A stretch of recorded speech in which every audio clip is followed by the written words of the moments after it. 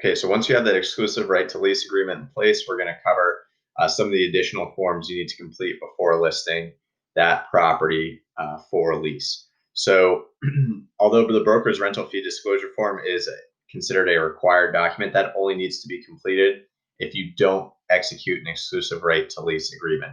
Again, we recommend in all situations you have that exclusive right to lease agreement in place, but if you don't, you still need to complete a broker's rental fee disclosure so you have in writing the fee that is due to you as the agent representing the landlord.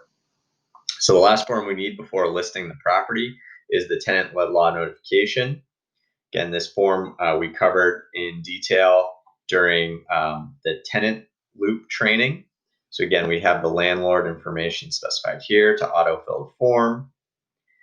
Again, this is just that 2 or 3 pages of content followed by the actual tenant certification form. So again, this is something you want to cover right after that listing agreement is in place. You want to ensure that you cover this in detail with that landlord or owner that you are representing. So in this case, they're going to be filling out the owner's disclosure form, so sections A and B. And then you are going to initial section F. Both parties will sign the certification of accuracy section, and then you will ensure the owner or managing agent information for the tenant is completed, and then the property address is put at the bottom of the form.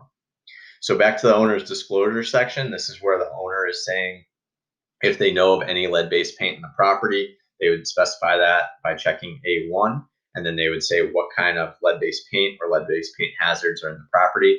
If they have no knowledge of lead-based paint, that would be section A2 that would get checked. Section B would be the records that the owner has available and that they're going to provide to the potential tenant.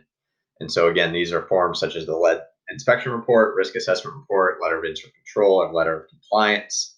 If the owner does not have any reports or records pertaining to lead-based paint, they would be checking section B2. Again, you're going to initial section F as the agent.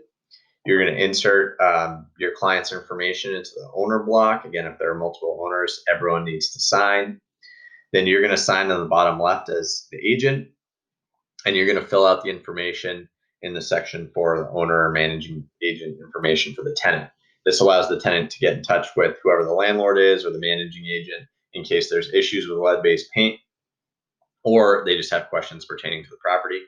And then at the bottom, you need to specify this, the property address to include a unit or apartment number. That way, if this form is pulled for inspection, it's known what the exact property address is. So once all this is complete, save it and share it with your client, and then you're going to provide this with your listing agreement or your listing, I'm sorry, to any tenant's agents or prospective tenants so that they can fully execute this form.